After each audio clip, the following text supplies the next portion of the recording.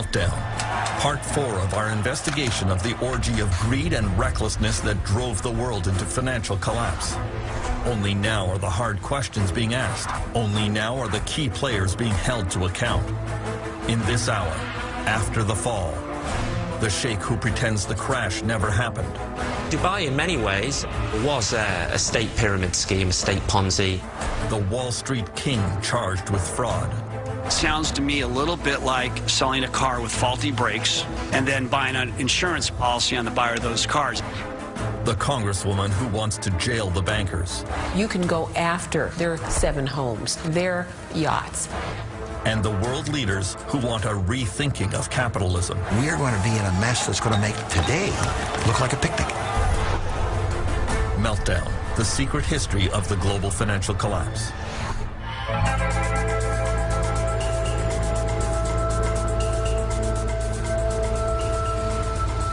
The search for the causes of the global financial meltdown has led to some evidence of fraud and corruption. In the city, the financial district of London, England, during the boom, the wild partying and flaunted excess of the banking world became legendary. Then a deep throat appeared, someone who was telling tales out of school that could get everyone in trouble.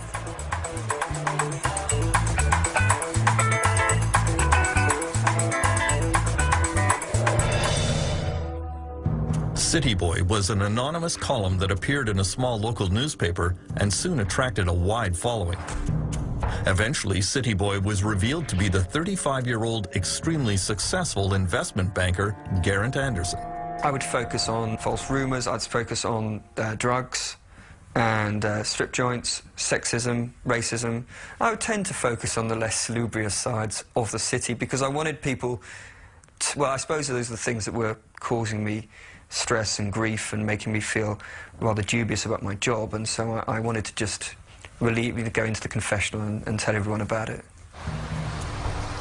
City Boy's revelations included what he saw as widespread immoral and even criminal behavior in London's financial world.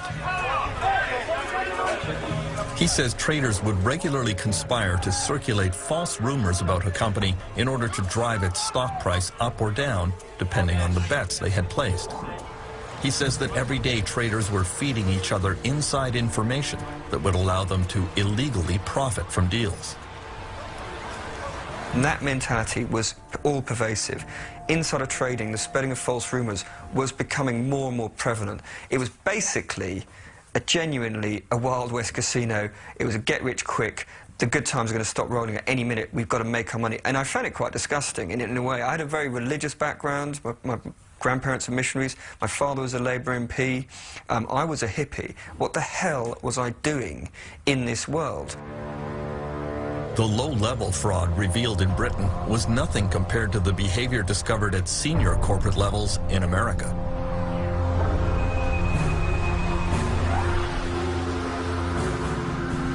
U.S. investigators, however, discovered that criminal behavior is hard to prove when it involves some of the most powerful people on Wall Street.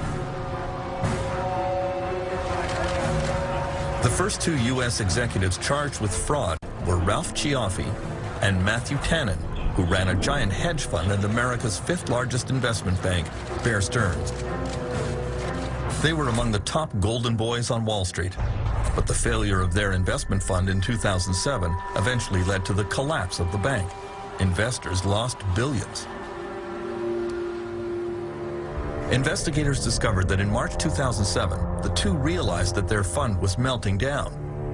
Cioffi emailed Tannen, "The worry for me is that the subprime losses will be far worse than anything people have modeled." Meanwhile, Tannen bragged that he was still finding suckers to invest in a fund he knew was failing. Believe it or not, I've been able to convince people to add more money. They reminded me of the emails that we saw during the tech stock bubble, where the analyst would go out and shill for some stock and then in an email tell his colleagues, this is crap. I think it's appalling that people who are making that much money and who purport to be smarter than everybody else basically turn out to be nothing more than devious snake oil salesmen. At their trial, Cioffi and Tannen hired a parade of high-powered expert witnesses to testify that their actions were not illegal. Just one of those experts, R. Glenn Hubbard, a former economic advisor to George W. Bush, was paid $100,000 for his testimony. Mr. Cioffi's not going to make any further comments now. The two were found not guilty, although they now face a raft of civil charges from the Securities and Exchange Commission. The case was seen as a shocking demonstration of the power of Wall Street money. If we have a Wall Street bank that can afford very, very clever litigators that have an awful lot of firepower behind them, they can overwhelm the Securities and Exchange Commission. They can overwhelm other government agencies. They probably will. But that doesn't mean that they were playing the game straight. That doesn't mean that they were following the intention of the law. In recent months, a lot of investigators in the United States have focused on the richest investment bank, Goldman Sachs. The meeting of the Financial Crisis Inquiry Commission will come to order. In the hearings of the Congressional Commission examining the meltdown, Chairman Phil Angelides went after Goldman CEO Lloyd Blankfein for betting against his own customers in the market for complicated financial products. Do you believe that was a proper legal ethical practice? The short answer is, this is the practice of a market maker, and I would like to explain this. Blankfein claimed that his bank was just putting together deals, matching buyers who believed house prices were going up with sellers who believed house prices would go down. He argued it was completely normal for Goldman to take one side of that bet, or lend money to the buyer or the seller. We provide the necessary liquidity as market makers to help ensure that buyers and sellers can complete their transactions and securities markets can function efficiently. Goldman Sachs was not merely matching buyers to sellers. They were actively creating products for sale into the marketplace with the Goldman Sachs imprimatur behind it. And I believe that carries with it responsibility. Lloyd Blankfein denied that responsibility. He said betting against his own clients was okay because all parties knew what they were getting into. I'm just going to be blunt with you. It sounds to me a little bit like selling a car with faulty brakes and then buying an insurance policy on the buyer of those cars. Every I'm talking about betting purchaser against of an asset here is an institution, probably professional-only investors dedicated, in most cases, to this business. Representing pension funds who have the life savings of police officers, These teachers. are the professional investors who want this exposure. But that was immediately contradicted by evidence unwittingly provided by a young Goldman trader named Fabrice Tour. A U.S. Senate committee discovered emails in which Mr. Tour had bragged that he was selling to unsophisticated investors, or as he called them, widows and orphans that I ran into at the airport. Goldman Sachs has claimed that it had no idea that the U.S. housing market was destined to collapse. But way back in January 2007, Fab Tour wrote, "The whole building is about to collapse any time now. Only potential survivor, the fabulous Fab, standing in the middle of these complex, highly leveraged, exotic trades he created." Fabrice Tour and Goldman Sachs were charged with fraud by the U.S. Securities and Exchange Commission. I deny categorically the SEC's allegations, and I will defend myself in court against this false claim. Got it? 105? Yes, Mr. Chairman. Senate Investigations Committee Chairman Carl Levin went after Tour's superiors at Goldman Sachs, reading other emails which indicated they knew they were selling faulty products to their own clients. June 22 is the date of this email. Boy, that Timberwolf was one shitty deal. How much of that shitty deal did you sell to your clients after June 22, 2007? Mr. Chairman, I don't know the answer to that, but the price would have reflected levels that they wanted to invest in. Oh, of course, but they don't know it's a... You didn't tell them you thought it was a shitty deal? Well, I didn't say that. Come on, Mr. Sparks. Well, Mr. Chairman... Should Goldman Sachs be trying to sell... And by the way, it sold it, a lot of it, after that date. Should Goldman Sachs be trying to sell a shitty deal? Well, Can you answer Again, I that didn't one? use those Can you words. answer that one, yes or no? I mean, we expect, I think, when we go into the hardware store or when we go into the toy store for our children, that when we buy products, that they're good products and that the people selling them stand behind them. It's really the nature of responsibility in a society and an economy.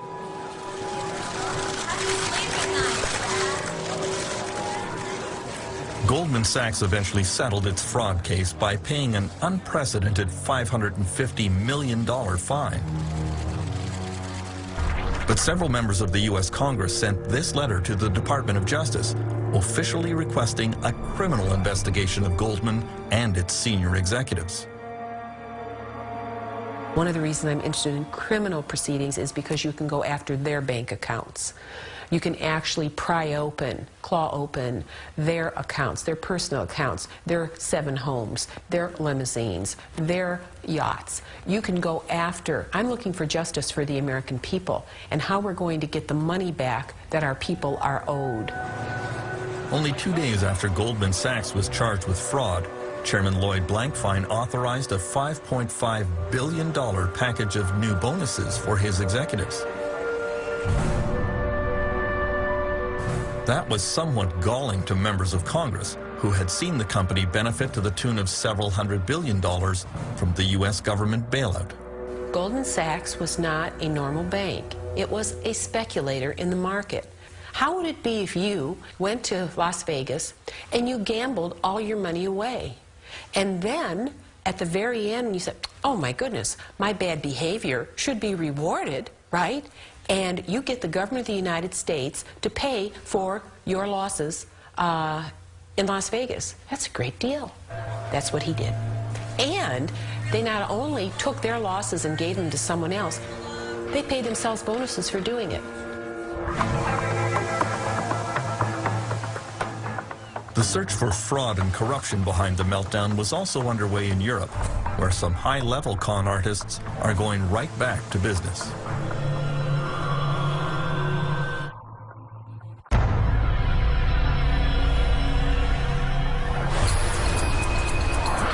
In the boom years, Spain was widely referred to as the miracle of Europe.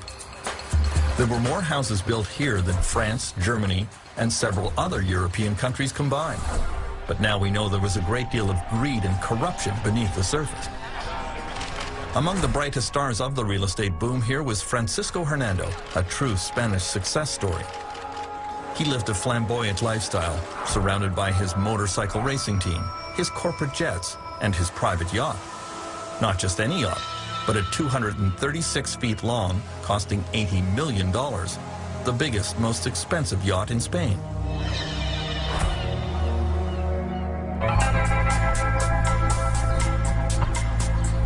In 2004, Francisco Hernando built what was supposed to be his crowning glory near the town of Cesena, 1 hour south of Madrid, a giant condominium development the size of a small city. There were 89 buildings containing 13,000 apartments. The project was approved in record time. His town would bear his personal imprint, a community garden named after his wife, Maria Odena. And near the entrance, a 20-foot statue of his parents. He hecho la fiesta para mí, para los que me han comprado los pisos, los que han confiado en mí. At the gala unveiling of the project, Hernando was treated like a rock star by the Spanish media. Then a young reporter started to examine the story more closely. Bueno, así a primeras dices, pues qué bien, ¿no? Everyone was saying, wow, that's great, that's wonderful, he's a self-made man. El problema es cuando te metes en esa historia y empiezas a The problem is when you dig deeper into the story, you discover that the project was approved in record time with no provision for things like water, roads, health facilities, all things that should be provided for families living there.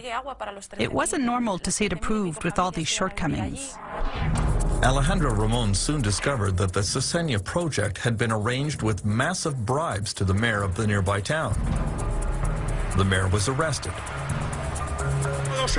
Journalists investigating Francisco Hernando's previous projects found a similar trail of corruption and bribery.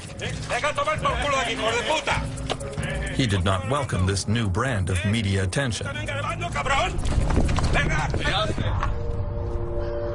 Today, Hernando's showcase development of Cesena is a ghost town. Without all the proper hookups for water and sewage, very few people could actually move in. There is just one empty building after another, connected by deserted streets. Because of the meltdown, the market for condominiums has collapsed. Francisco Hernando has evaded prosecution because Spanish police have not yet been able to prove that he was the source of all the bribes.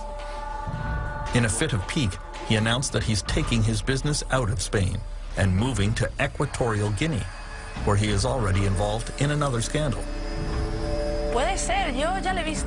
We've seen this guy do the same thing over and over now in different countries. I don't know if this guy knows how to do it any other way. Maybe that's just how he does things.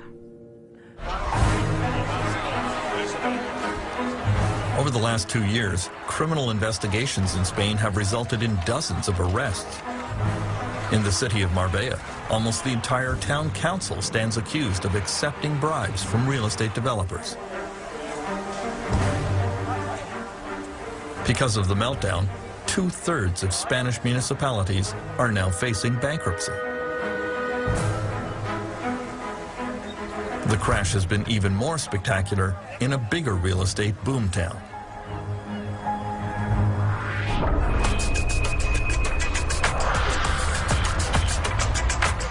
In the years before the meltdown, Dubai had the biggest real estate bonanza in the world. Then the market here tumbled, losing 50% of its value, leaving Dubai virtually insolvent. You would think that would upset Dubai's supreme leader, Sheikh Mohammed bin Rashid Al Maktoum, but apparently not. In January 2010, Sheikh Mohammed threw this massive party to mark the opening of the world's tallest building, the Burj Khalifa.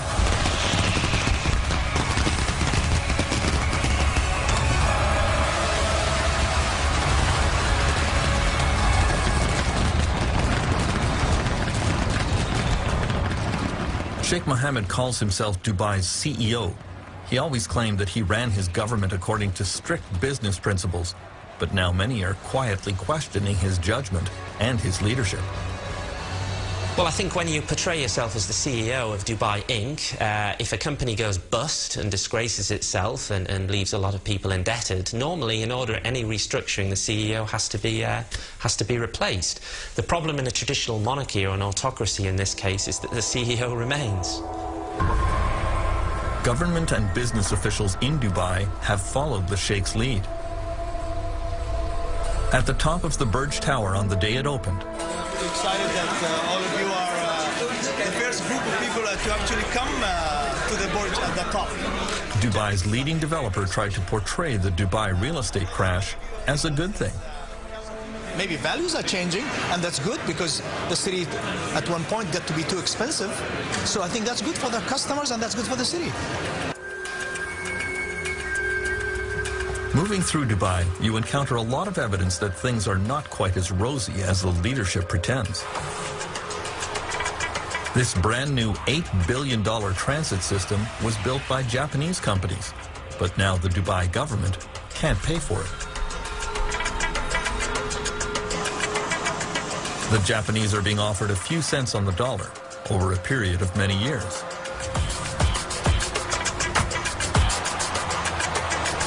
Before the crash, Dubai was home to the world's greatest collection of building cranes. But now the construction sites have ground to a virtual halt. Many of these real estate developments have been spurred on by speculators who never intended to occupy the units, only to flip them for a profit. The government here did everything to encourage the scheme. To many critics, that was fraud. Dubai, in many ways, not to be too uncharitable, was a state pyramid scheme, a state Ponzi. It relied on more people coming in to buy the properties or even the deposits of people who'd been there a little bit earlier than them, and it had to keep on going. The crash when it happened in Dubai was like a game of musical chairs coming to an end. The fools who were left with these half-finished properties, or in some cases patches of sand, were unable to sell on the premium because they were worthless by this stage. In the ultimate denial of reality, Dubai is moving right into its next real estate mega project called The World. It is a series of islands off the coast, roughly in the shape of a world map. Developers are supposed to buy the islands and build their own tourist facilities on them. Austrian Joseph Kleindienst has bought the islands of Central Europe. The first island to be developed will be Germany. Joseph believes passionately in this project. His dream here includes hotels and condominiums to be used year-round by German tourists. Why would those tourists come here when the temperature in Dubai reaches 40 degrees Celsius, which it does for months at a time? Easy. Joseph says he's going to air condition entire streets. The R&D Institute from Germany, the Fraunhofer Institute, came up with an excellent idea to help during this time. We will build a 1.6 kilometer long boulevard, climate controlled, so that people can walk outside 12 months a year and enjoy the climate controlled boulevard. Joseph's optimism seems hard to justify. The parent company of the World Project has announced that it cannot pay its debts to its many creditors. The international skepticism about Dubai is only growing, especially because the government here has been very secretive and even disingenuous about the state of its finances. Dubai's proposed island paradise with air-conditioned streets may be a harder sell than they imagine. I believe there were even plans to have refrigerated beaches in Dubai at one point, and I'm not sure in the post-credit crunch world that the smart money will be going to Dubai in quite that way anymore. Transparency, due diligence and sustainability will be the watchwords of the next decade, and Dubai fails on all counts. I wouldn't feel particularly confident if I'd invested dozens of millions of dollars in purchasing these patches of sand.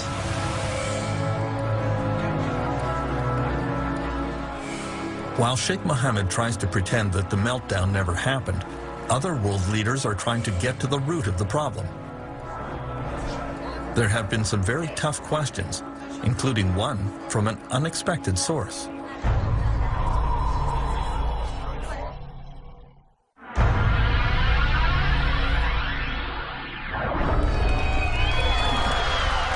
Queen Elizabeth has lived through the Great Depression, World War, and numerous financial collapses, but she found the 2008 meltdown especially troubling. A few weeks after the crash, she decided to make her first ever visit to the London School of Economics. For a few minutes, she made polite conversation with her hosts and then surprised them with a tough question about the financial crisis. If they were all so smart, why did nobody notice it coming? The staff at the LSE were somewhat flummoxed by the question and eventually wrote to the Queen that it was a failure of imagination. Martin Wolf of the Financial Times of London, considered one of the foremost economic minds in Britain, has a more intriguing answer. We will never foresee these things because the system is ultimately just too complicated for anybody really to understand. The economy is an extremely complex, adaptive system. In fact, I think it is the most complex system we know. It has the complexity of billions of people engaged, producing billions of products over time and space.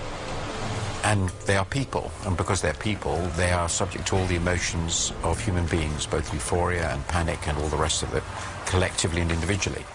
Such a system will generate very complicated phenomena, and it will often be very, very difficult to interpret them. The United States government is also searching for what went wrong. There is general agreement that it was a major failure of the U.S. regulatory system, starting with the SEC, the Securities and Exchange Commission. The SEC was asleep at the switch. The Federal Deposit Insurance Corporation, for much of the time, was asleep at the switch. The Treasury, for much of the time, was asleep at the switch. But the drowsiness was all induced by this very, very powerful opiate called market fundamentalism. The idea that markets were basically perfect. They could do no wrong, that investors were smart, that smart investors would make all the inquiries they needed to make, that information was relatively and easily available to everyone, that therefore there could not be any problem. In Britain, the government regulator is the Financial Services Authority, which didn't do much better. They seemed easily foiled by legions of avaricious young smart alecks. Basically, the attitude to politicians and regulators is hands off, we'll do our own thing, and of course what we're trying to say there is let us abuse a system that is open to abuse so we can make vast amounts of money, and please don't hassle us. The interesting thing is that when the good times are rolling, we say, hands off, don't regulate us, stop having any involvement with us.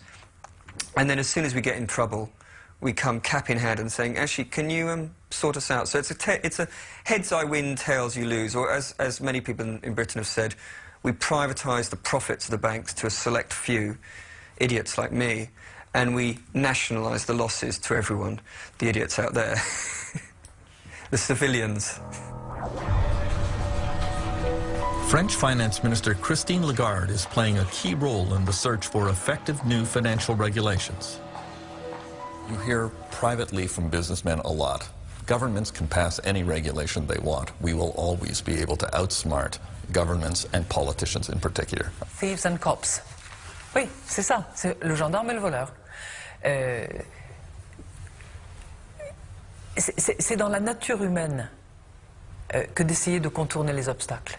Quand on est un petit enfant et qu'on vous donne un interdit, vous essayez de voir comment vous pouvez passer à travers. Là, c'est la même chose. Le gouvernement fixe des règles et le monde des affaires se dit, bon, voilà les règles, voilà, il faudrait que je paye beaucoup de conseillers, de fiscalistes, d'avocats, de management en consultant, etc. Pour contourner les obstacles. Il faut constamment être en outsmarting each other. Donc il faut constamment anticiper la manière dont l'autre va essayer de contourner la règle pour améliorer la règle. Donc on est en travail permanent.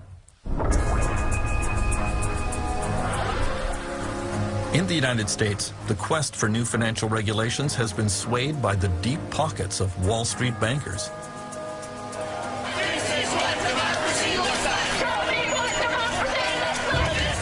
There was real anger at the banks after the meltdown and widespread demand to hold Wall Street accountable. We know the financial industry is spending $1.4 million a day right here on K Street to kill legislation up on Capitol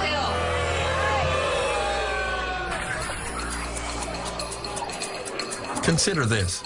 On Capitol Hill, Wall Street lobbyists outnumber elected politicians 5-1. The politicians are surrounded and outgunned. Somehow, though, Wall Street claims that it lost out in the financial reform package eventually signed into law by Barack Obama. I would be very skeptical of all Wall Street claims that they failed in terms of this new financial package. Certainly, they have an interest in making the public feel that they failed. And certainly members of Congress, Democrats and Republicans, have an interest in making the public feel that they were very tough on Wall Street. That certainly is the rhetoric. But look carefully under the surface. Look at these 1,500 pages. Look at how many loopholes are still there. Wall Street came out exceedingly well. They lost the rhetorical contest. They won the regulatory contest. The search for new international financial regulation is proving equally difficult. It is being led by Dominique Strauss-Kahn at the International Monetary Fund.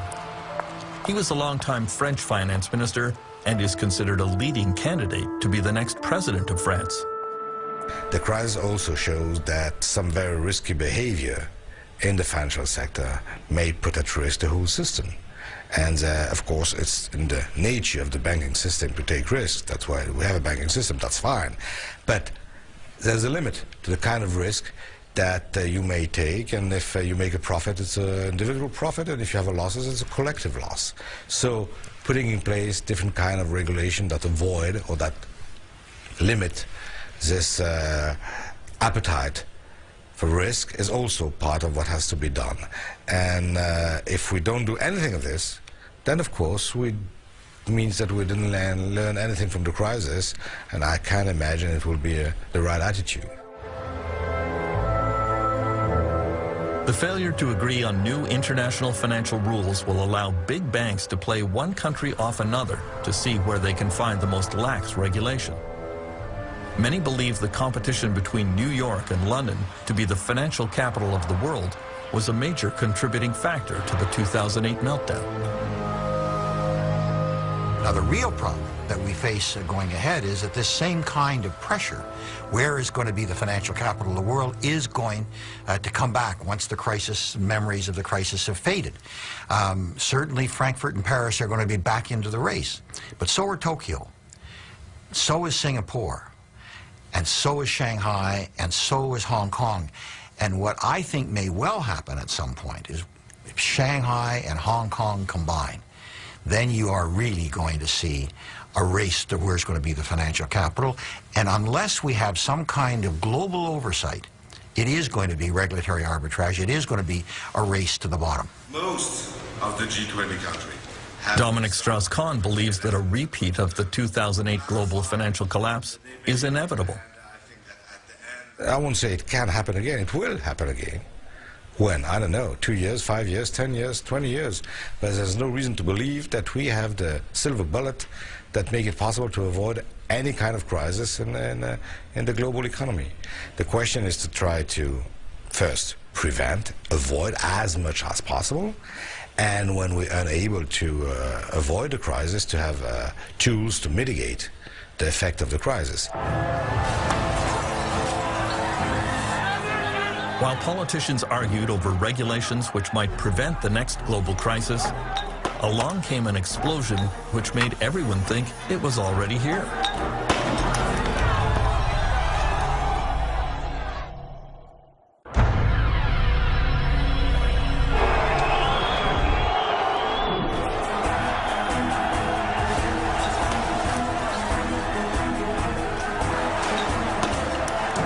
In the spring of 2010, it looked as if the next global financial crisis was already starting.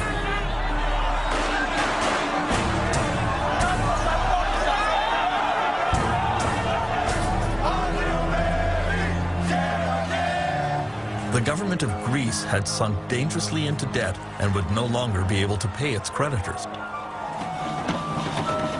Demonstrations filled the streets of Athens as millions lost pay and benefits.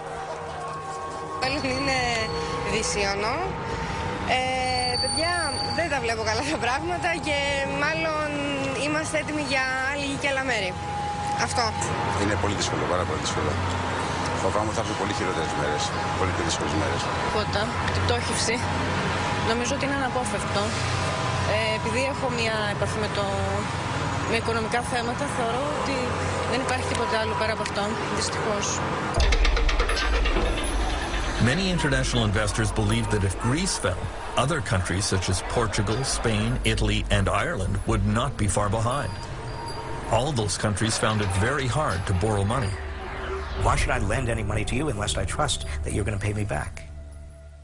And if you show that you are not reliable, I'm not going to trust you, or I'm going to demand huge interest rates in terms of making my next loan to you. Sovereigns are no different from banks, no different from individuals. So we've got to restore trust. Trust was supposed to be restored in Greece and other weak European countries with a $1 trillion bailout funded by the strongest European powers and the International Monetary Fund. Dominic Strauss-Kahn worries that the bailout is only a temporary solution to Europe's problems.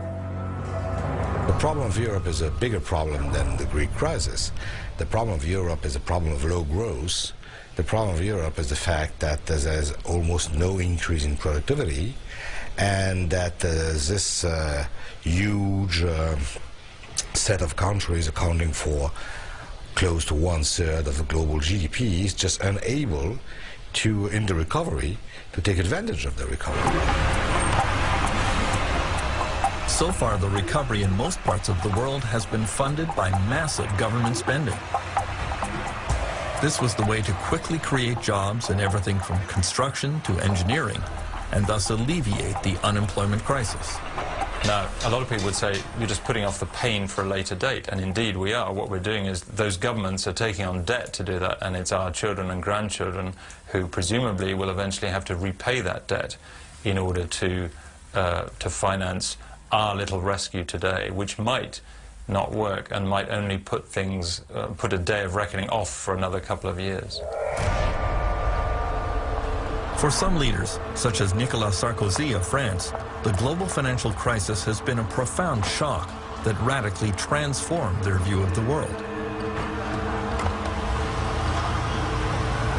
Sarkozy has always been seen as a right-wing free enterpriser, very much pro-capitalist and pro-American. Then France was rocked by plant closures and labor upheavals. Some workers even kidnapped their bosses and turned to other forms of violence. Il nous faut trouver.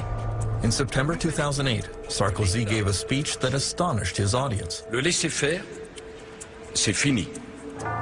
Le marché tout-puissant qui a toujours raison, c'est fini.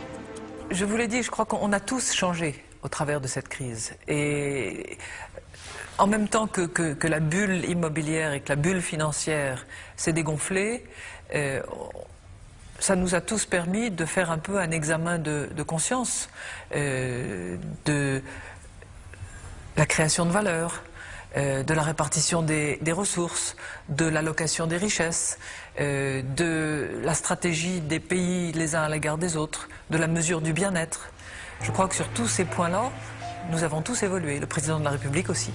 Ce sont des principes simples sur lesquels je ne céderai pas.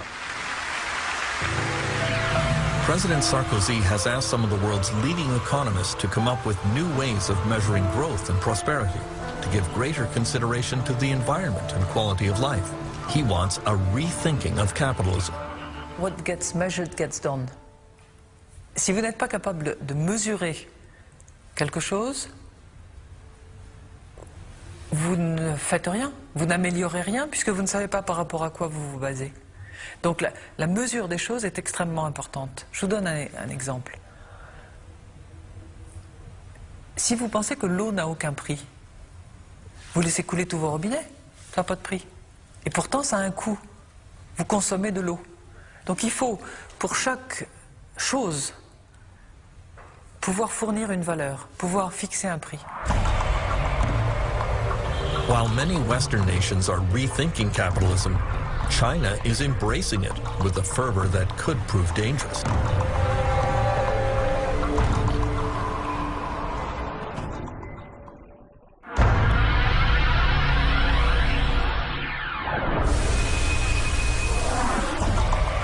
The Chinese economy has been surging ahead in the last few years, and many economists seem to believe that China can become a kind of engine that pulls the world out of recession. Chinese consumers are becoming richer, and there is hope that their increased spending will kickstart the global economy.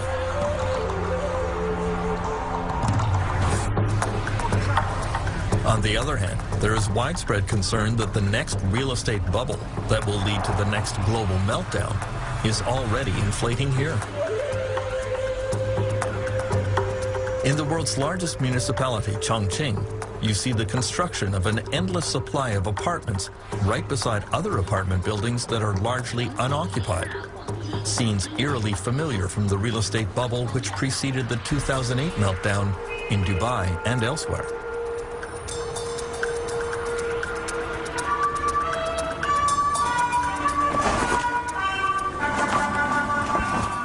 The Chinese Communist Party, however, tends to conceal any unpleasant facts about the economy here. The Professor Michael Pettis teaches in the business school at Beijing University. He says China watchers have to resort to odd measures to try to get at the truth about the real estate bubble. A friend of mine in Shanghai came up with a very interesting indirect way of measuring inventory in Shanghai.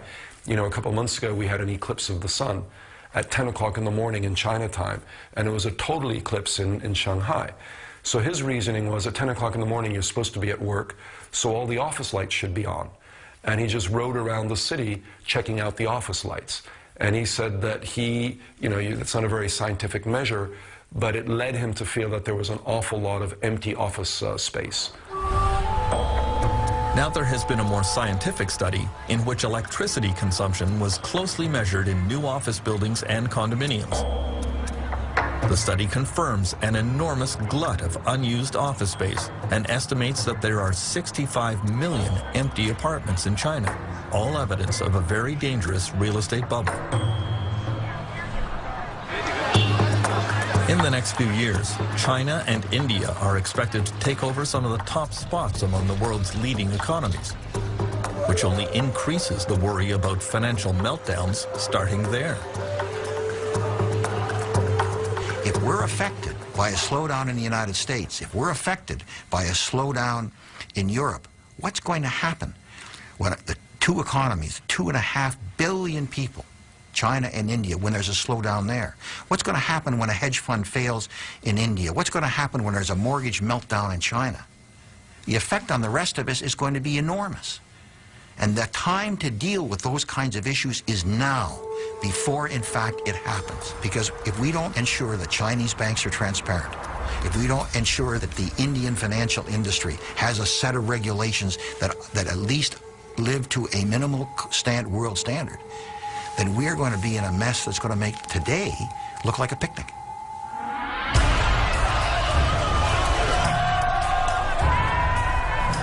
In the last 2 years, Canadians learned about the power and unpredictability of a financial crisis.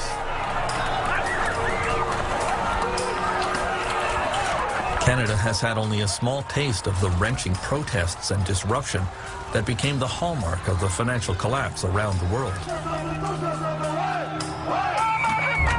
This was the first truly global economic meltdown, where the interconnectedness of the world economy exploded in ways that very few bankers and economists had foreseen. And very few politicians knew how to deal with. History has taught world leaders that major economic crises like the Great Depression go on for years. Just when you think it's over, along comes another relapse. Even though the causes of the 2008 meltdown are now clear, there is no magic formula to stop it from happening again. The world has to start planning for the next crisis, even as we recognize that this one is not over yet.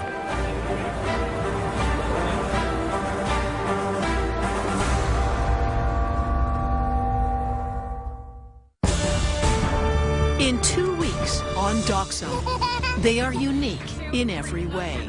Conjoined sisters in BC have challenged the medical world and society at large. Everybody's going to see them as freaks. They're special little girls and we love them. Incredibly, they seem to share each other's senses. They can definitely see and feel what each other's doing. Fascinating is an understatement. Twins who share a brain.